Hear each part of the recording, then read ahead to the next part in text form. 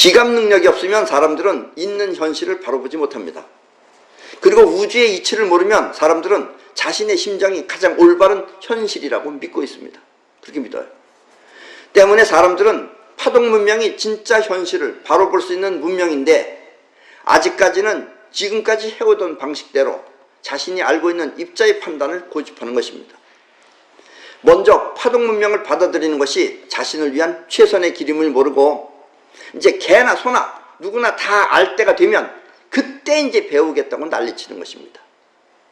내가 지금 이 말을 하는 이유는 내가 이렇게 설명할 때 먼저 이 사이파워를 배워서 사용하라는 뜻입니다. 나중에 배우지 마시고. 그리고 여러분들은 그때 못 배워요. 이제 나이 먹어가지고. 우리한테 톰 소여의 모험이라는 소설로 유명한 마크 트웨인이라는 작가가 있습니다. 여러분들도 아시죠? 이 마크 트웨인은 본명이 아니라 원래 필명이에요. 필명으로 내 이름이 우주라는 뜻입니다. 이 우주라는 뜻의 소공자이듯이 뱃사람들의 용어로 안전수역을 나타내는 그런 물깊이 두 길이라는 뜻의 이름입니다. 마크 트웨인이 물깊이 두 길이라는 뜻이에요.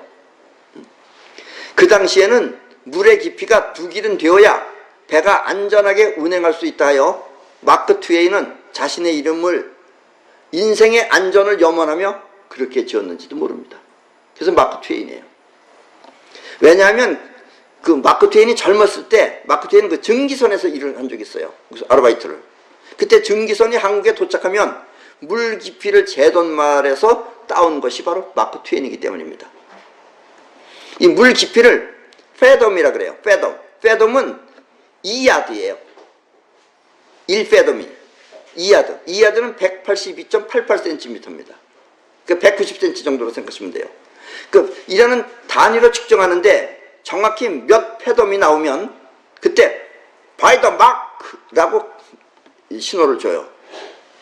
이때 2페덤이 나올 경우에는 2페덤이 나올 경우에는 to라고 하고 트윈이라고 합니다. 즉 정확히 2페덤이 나오면 by the mark twain이라고 소리를 지르는 거예요. 그러면 여기는 안전하다라는 뜻이에요. 그리고 2페덤은 약 3.66m인데 2페덤은 강을 지나가는 배가 안전하게 항해할 수 있는 그런 평균 깊이라는 뜻입니다. 그래서 마크 트웨인은 자기 이름을 2페덤의 마크 트웨인이라고 지은 거다라는 이야기예요. 그래서 마크 트웨인은 자신의 필명을 안전수역이라고 지은 것입니다. 그런데 여러분들은 마크 트웨인이 이렇게 톰 소여의 뭐 이렇게 책만 썼는 줄 알았는데 마크 트웨인은 작가이기도 하지만 또 발명가이기도 합니다. 예. 지금 지금 여러분들이 지금 차고 있는 그 브라자, 쉽게 말하면 그것을 발명한 사람이 바로 마크 트웨인입니다. 예. 저 그림 좀 보세요. 저게 마크 트웨인이 발명하기 전의 브라자예요. 끈이 굉장히 길죠. 그 당시에 여자들은 저 브라자를 썼던 거예요. 그래서 마크 트웨인이 어디 상 받으러 나갈 때, 시상식에 참가할 때 이제 자기 와이프하고 같이 나가야 되는데 이 와이프가 항상 늦게 나오는 거예요. 저 브라자 한 번 차려면 2시간 걸립니다, 보통. 왜냐면 여기를 묶어놓고선 밑에 묶으려고 그러면 이게 또 툭 떨어지고 그래서 저거 묶는데 2시간 걸려요. 그래서 끈이 하도 길어가지고 묶으면 풀어지고 이렇게 여러 번 반복해서 묶었기 때문에 2시간 정도 걸려요. 그래서 마크 트웨인은 그 부인의 불편함을 해결해 주기 위해서 오늘날 여러분이 사용하고 있는 그 뒤에서 하는 후크 타입의 브레이저를 발명한 사람이 바로 마크 트웨인이에요. 그리고 발명 특허까지도 얻었어요. 그런데 애석하게 마크 트웨인은 브레이저를 발명하였지만 많은 돈을 벌지는 못했습니다. 왜냐면 그 당시에는 자기 와이프만 썼고 아무도 안 썼어요. 왜냐? 당시에는 이 브레이저가 불편해서 주로 콜셋이라고 하는 그 몸이 쫙 끼는 거 그걸 주로 썼기 때문에 브라자를 별로 안 썼어요. 오늘날 마크 트웨인이 살았으면 저거 특허 요구 받았으면 어마어마한 부자가 됐겠죠. 그 마크 트웨인은 재수없게 결국은 브레이저를 발명해서 자기 와이프만 그냥 위하는 정도로 끝내고 말았다라는 이야기입니다. 이렇게 앞뒤가 안 맞으면 안 되는 거다 이거예요. 파동 문명을 통해서 이걸 다 맞출 줄도 알아야 된다는 얘기입니다. 만약 지금까지 마크 트웨인이 살아있었다면 그는 아마 어마어마한 부자가 되어 있을 것입니다. 왜냐하면 불의저에 대한 특허권을 마크 트웨인이 갖고 있기 때문입니다. 그러나 당시의 사람들은 오늘날의 불의저가 편리하다는 사실을 몰랐습니다. 그렇게 이게 여러분들이 사이퍼가 필요하다는 것도 지금 모른다 이런 얘기예요. 이게 얼마나 중요한 건지도 모른다는 얘기입니다. 이거 자기 아는 세계 안에서만 알기 때문에 처음 보는 거기 때문에 모르는 거다 이런 얘기예요. 이렇게 좋은 물건도 사람이 알기까지는 오랜 시간이 걸리는 것입니다. 때문에 먼저 알면 아는 만큼 먼저 누릴 수 있는데, 그래서 여러분들이 먼저 누릴 수 있는데 여러분들의 자기 안에 없는 것이라 그래서 받아들이지 않으면 여러분들이 그만큼 손해보는 것이다 라는 이야기입니다. 당시에 마크 트웨인 부인은 그것을 누렸습니다. 이렇게 여러분들도 남들보다 먼저 알고 먼저 누릴 수 있는 그런 혜택을 받으시기 바랍니다. 세상에 가장 좋은 교육은 뒷마음을 통해서 원하는 것을 마음껏 누리는 사이퍼워입니다. 사이퍼워를 배우셔야 됩니다. 손자는 전쟁에서 단 한 번도 져본 적이 없습니다. 손자가 누굴 도왔어요? 그 당시에 손자가 도운 사람이 누구예요? 손자의 왕이 누구예요? 전혀 역사책도 안 보는구나. 어쨌든 손자는 단 한 번도 져본 적이 없어요. 그러나 손자 병법을 잃는다고 해서 그와 같은 손자를 배울 수 있는 것은 아닙니다. 나폴레옹도 마지막 전투에서 패하기 전까지 단 한순간도 손자 병법을 손에서 놔본 적이 없습니다. 그렇게 애독자였어요. 그리고 손자는 백전백승하였지만 나폴레옹은 끝내 모든 것을 잃어버렸습니다. 그것은 나폴레옹이 우주를 움직일 수 있는 손자의 능력을 몰랐기 때문입니다. 그래서 공부만 한다고 되는 게 아니다는 얘기예요. 이와 같이 사이퍼워를 통해서 우주를 움직일 수 있는 사람을, 사이퍼워는 능력이고 그런 사람을 사이완이라고 합니다. 사이완은 곧 사이퍼워 능력가를 말하는 것입니다. 옛날에 어떤 분은 이와 같은 나의 이야기를 듣고 대통령이 되기도 했습니다. 그 사람은. 그 사람 대통령이 됐어요. 온 우주가 돕는다고 하면서. 여러분들이 정성껏 진심으로 원하면 온 우주가 돕는다고 해서 대통령까지는 그게 참 좋았는데. 우리의 뒷마음은 그 주체가 우주심입니다. 우리는 그 우주심의 핵심을 영혼이라고 합니다. 그리고 영혼은 우리가 행동하고 움직이는 뻗어나가는 기운입니다. 우리는 이렇게 영혼을 움직이는 마음을 뒷마음이라고 합니다. 그러니까 우주심, 영혼, 뒷마음은 모두 같은 뜻입니다. 같은 뜻인데 이럴 때는 이렇게 쓰고 저럴 때는 저렇게 쓰는 거죠. 하나 더, 영혼이 눈에 보이는 물질로 작용할 때, 그 물질을 DMT라고 합니다. 그리고 DMT는 영혼 분자라고도 합니다. 세상이 내 뜻대로 되기 위해서는 우주가 내 뜻을 따라 주어야 합니다. 이렇게 우주가 내 뜻대로 움직이기 위한 능력을 사이퍼워라고 합니다. 결국 우주를 움직이는 능력은 사이퍼워인 것입니다. 그리고 사이퍼워는 뒷마음을 통해 우주를 움직이는 것입니다. 이렇게 손자가 미처 책에다 설명하지 못한 내용이 있다면 그것은 우주를 움직여라 하는 것이며 그러기 위한 방법이 곧 사이퍼인 것입니다. 자, 손자병법입니다. 시간이 조금 걸리지만 조금 하겠습니다. 시고 백전백승, 비선지선자야, 부전이굴인지병, 선지선자야.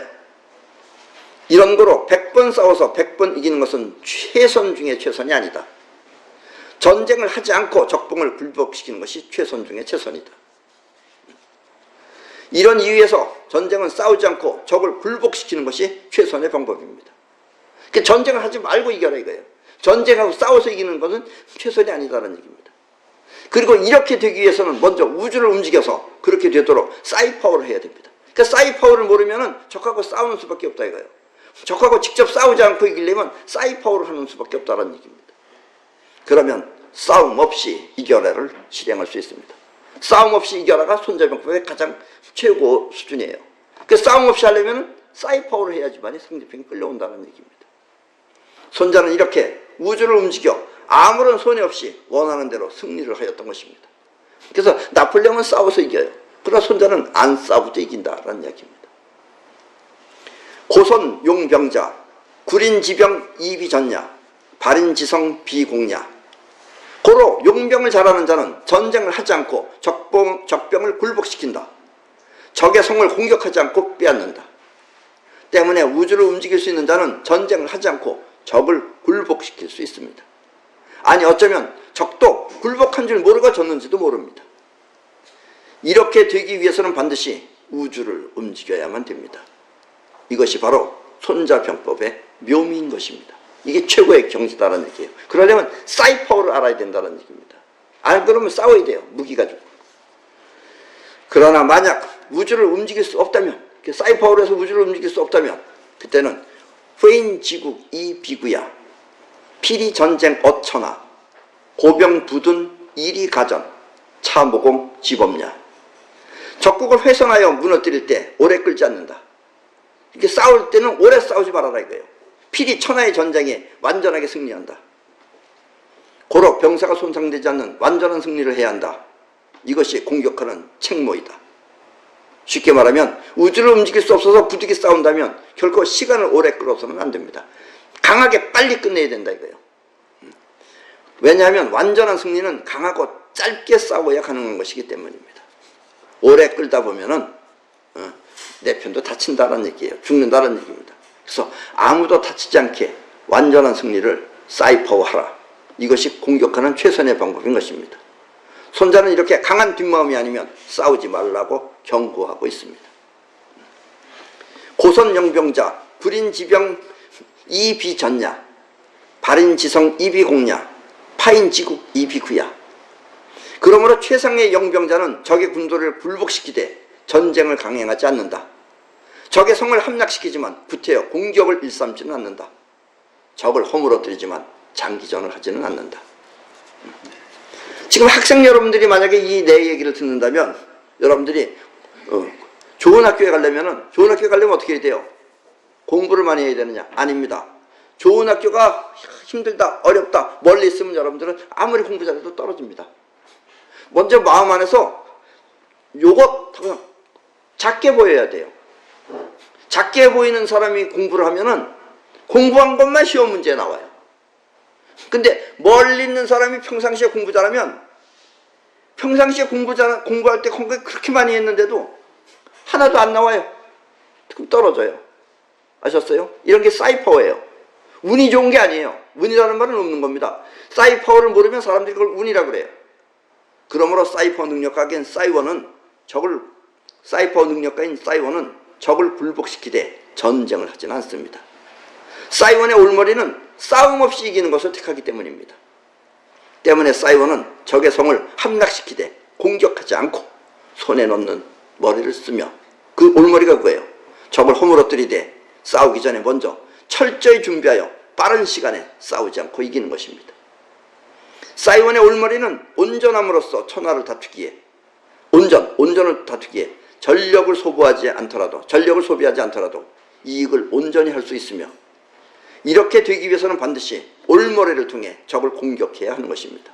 올머리를 통해서 결론이 맺어져야 된다는 이야기입니다. 올머리는 이렇게 원하는 세계로 온전하게 끌어들이는 방법입니다. 물론 그러기 위해서는 상대방도 역시 손해보다 이익이 크다고 생각되어야 합니다. 필히 전쟁 어처나, 고병 부돈, 이리가전, 참호 공지법냐. 반드시 자기 나라의 군사를 온전한 채로 천하를 다툰다. 그러므로 그 군사가 손상되지 않으며 그 이익을 온전히 할 수 있는 것이다. 이것이 모략으로서 공격하는 방법이다. 그러니까 힘으로 싸우지 말고, 무기로 싸우지 말고, 사이퍼를 통해서. 이걸 손자는 묘락이라 그랬어요. 묘락. 그렇게 표현할 수 없기 때문에. 이익이라는 것은 먼저 나의 것을 잃지 않는 데서부터 시작합니다. 우리나라는 또 이상해. 우리 남한 사람들은 그 이북에다 뭘 갖다 주는 걸 좋아해요. 또 요즘은 또 무슨 이북의 길을 또 다 놔주겠다 그러고, 우리 길 망가진 거나 잘 고치지 왜 자꾸 주려고 그러는지 몰라요. 그래서 내 거 잃지 않는 것에서부터 시작해야 됩니다. 이익이라는 것은. 때문에 사이원은 자신을 지키는 것으로 천하를 다투며 그렇게 천하를 자신의 것으로 만듭니다. 이것이 바로 그 이익을 온전하게 하는 길이며, 사이원은 그런 올머리를 통해 적을 공격하는 것입니다. 자, 이제 마지막 한마디입니다. 상하 동력 자승, 이유 대불 우 자승, 장능 이군 불어 자승, 자삼자 지승 지도야. 장군과 병사 상하 간에 동일한 욕망을 가진 자는 승리한다. 장군하고 병사가 똑같은 한마음 한뜻으로 싸우는 자는 승리한다. 준비된 상태에서 미리 헤아리지 못한 적과 대적하면 승리한다. 적이 어떻게 쳐들어오는지 모르고 멍청하게 있을 때 쳐들어가면 승리한다. 장군의 능력이 뛰어나 군주가 통제하려 들지 않으면 승리한다. 장군이 다 알아서 하고 군주는 신경 쓰지 않으면 승리한다. 이 세 가지가 승리를 예측하는 길이다 라고 손자가 말했어요. 쉬운 말이 아니에요 결코. 그래서 이 사이원이라는 뜻은 왜 사이원이냐? 사이원은 사이퍼 능력가라는 뜻이에요. 근데 사이원이라는 것은 사람은 서로 달라도 그 뒷마음은 한결같이 한 뜻이라는 의미입니다. 그래서 사람은 틀리는데 쓰는 사이, 즉 정신적으로 무엇을 원하는가 하는 것은 똑같다 이거예요. 그래서 사이원이에요. 때문에 100명이 해도 원, 200명이 해도 원, 1000명이 해도 원, 10,000명이 해도 원인 것입니다. 그래서 사이원이에요. 그래서 사이원은 같은 뜻, 사이, 같은 뜻의 하나라는 의미입니다. 그리고 이 힘은 매우 막강해서 우주도 그 뜻을 따른다는 것이 사이퍼입니다. 그래서 우주가 따라한다는 얘기예요. 결국 장군과 병사 그리고 군주가 한마음 한뜻으로 사이원처럼 움직인다면 세상은 그들이 원하는 대로 이루어지는 것입니다. 그리고 이렇게 준비된 사이원 앞에 이것을 헤아리지 못한 적은 당연히 굴복되는 것입니다. 손자는 이와 같은 마음 상태를 보면 미리 이길 것을 예측할 수 있다고 말했습니다. 고활 지피지기 백전불태 부지피이지기 일승일부 부지피부지기 매전필태. 그러므로 적을 알고 나를 알면 100번 싸워도 위태롭지 않다. 적의 상황을 모르고 나의 상황만 알면 한 번은 승리하고 한 번은 패한다. 하물며 적의 상황도 모르고 나의 상황도 모른다면 그때는 매번 싸울 때마다 반드시 위태로워진다. 쉽게 말하면 적을 알고 나를 알면 100번 싸워도 위태롭지 않지만 적의 상황을 모르고 나의 상황만 안다면 한 번은 이기고 한 번은 진다. 그럴진데 적도 모르고 나도 모른다면 그 싸움은 매번 싸울 때마다 반드시 위태롭지 않을 수 없다. 적의 무기보다 더 무서운 것은 사실 사이퍼입니다. 어떤 의미에서 이북은 이걸 잘 써요. 내가 얘기했죠. 쟤네들은 나름대로 그걸 쓴다고. 그래서 트럼프 앞에 껐어서 트럼프 가지고 약 올리고 있잖아요. 가지고 놀고 있잖아요. 근데 트럼프가 조금씩 이제 눈치챌 겁니다. 이제. 사이퍼는 우주를 움직여서 내 뜻대로 세상을 바꿀 수 있기 때문입니다. 근데 진실되게 해야 돼요. 쟤는 길이 없어요. 여기 달라붙었다 저기 달라붙었다 그러면 여기서도 죽이고 저기서도 죽이고 지네 안에서도 죽이고 그렇게 해서 결국 멸망할 것입니다. 어쨌든 그리고 함께 사이퍼를 할 때 사이퍼를 할 수 있는 그런 사이원이 있다면 그것은 신의 군대라고 할 수 있습니다. 사이원은 신의 군대라고 할 수 있어요. 다음으로 무서운 것은 최신병기입니다. 그런 사이원이 제일 무서운 것이고 다음번에 무서운 것은 최신병기입니다. 그리고 앞으로의 무기는 파동 문명에 의해서 눈에 보이지 않는 파동을 통해 싸우게 될 것입니다. 지금 현재는 이북이 가장 무서운 것은 이북 상공의 비행기가 미국 비행기가 나타나도 측정이 안 된다는 거예요. 이것도 파동 문명이에요. 그런데 이거는 오히려 조금 더 후진 얘기입니다. 이 말은 쉽게 말하면 지금까지는 목표물을 정조준에서 총으로 쏘거나 대포로 쏘았다면 앞으로는 그렇게 하는 게 아니고 마음이 원하는 대로 총알이 날아가서 목표물을 맞추는 그런 시대가 된다는 뜻입니다. 즉 지금은 내가 저 사람 쏘려고 그렇게 맞춰서 쏴야 돼요. 근데 앞으로 그렇게 안 하고 그냥 여기서 저 사람 쏴야지 하고 마음 먹고 있으면 총알이 절로 날아가서 맞추는 거예요. 그리고 더욱 발전하면 총알도 광선이나 전파처럼 눈에 보이지 않게 발사되어서 상대를 맞추는 무기가 될 것입니다. 그럼 갑자기 저 사람 쓰러지는 거예요. 왜 쓰러지는지 저 사람은 몰라요. 어쩌면 이와 같은 무기는 지금 사용되지 않을 뿐 이미 만들어졌는지도 모릅니다. 지금 파동문명 시절입니다. 그리고 이와 같은 시대가 바로 파동문명 시대인 것입니다. 눈에 보이는 세계는 눈에 보이지 않는 뒷마음이라는 에너지에 의해서 나타납니다. 단 뒷마음은 에너지일 뿐 그것이 어떤 형상은 아닙니다. 때문에 자의식의 형상이 뒷마음에 제대로만 전달된다면 아까도 얘기했죠? 좌우로 흔들어라 할 때 좌우로 전달된다면 여러분은 쉽게 모든 것을 얻을 수 있습니다. 문제는 자의식의 형상이 뒷마음에 전달되어야 하는데 대부분은 그렇지 않고 저절로 일어나는 염려나 걱정이 뒷마음에 전달된다는 데 있습니다. 그래서 여러분들이 염려하거나 걱정하면 그것이 뒷마음에 전달돼요. 그럼 여러분들이 인생에 뭐가 나타나겠어요? 걱정하거나 염려하는 일이 생기게 됩니다. 이렇게 염려나 걱정은 뒷마음의 에너지가 밖을 향해 나가지 않고 자기한테 쏠려 있을 때 나타납니다. 그 자기 걱정하고 있는 사람이 자기 염려가 많은 거예요. 저걸 하려고 마음먹는 사람은 자기 걱정할 새가 없어요. 그러니까 저걸 하기 위해서 뜻이 있는 곳에 길이 있다고 가는 길을 찾아내는데, 갈 목표가 없으면은 자기를 위한다는 게 자기 걱정밖에 없어요. 그럼 염려나 걱정이 생겨요. 그럼 그 사람한테는 자꾸 걱정스러운 일과 염려스러운 일이 벌어진다는 얘기입니다. 그러면 인생은 근심 걱정으로 좋지 않은 일이 생겨나는 것입니다. 그래서 나는 여러분한테 항상 현실을 마음으로 삼으라고 말하는 것입니다. 에너지가 밖으로 향하면 건강, 또 안으로 향하면 질병이 되는 것입니다. 자기 염려를 하니까 자꾸 병이 생기는 거예요. 세상에 제일 무서운 것은 자기 염려증입니다. 우리는 흔히 이와 같은 상태를 자신에게 빠져 있다고 말합니다. 뒷마음이 자신을 걱정하면 병이 됩니다. 뒷마음이 자기 자신을 걱정하면 병이 돼요. 뒷마음은 바깥으로 나가야 되는데, 왜냐하면 뻗어나가는 기운이기 때문에. 그러나 뒷마음이 눈앞의 현실 세계에 향해를 뻗어나가면 건강한 몸이 되지만, 지금 병으로 걱정하는 분들이 있다면 이렇게 마음을 몸 밖의 세계를 향해서 사용하고 하루에 1시간 반 정도를 맨발로 맨땅을 밟으십시오. 지금 병이 있는 분들, 질병이 있는 분들은 마음을 몸 밖의 세계를 향해서 사용하고 하루에 1시간 반 정도를 맨발로 맨땅을 밟으십시오. 그러면 지금 몸 안의 병은 모두 말끔히 사라질 것입니다. 이와 같은 건강법을 맨땅요법이라고 하며, 성공 또한 마찬가지로 눈앞의 현실을 향해 생각하고 추진하십시오. 바라는 현실을 올머리를 통해 끌어들여야만 성공할 수 있습니다. 그러면 여러분은 손자병법이 단순히 싸움만을 위한 병법이 아니라 우리의 인생병법임을 알게 될 것입니다. 오늘은 조금 길었습니다만 오늘 강의는 이것을 마치겠습니다.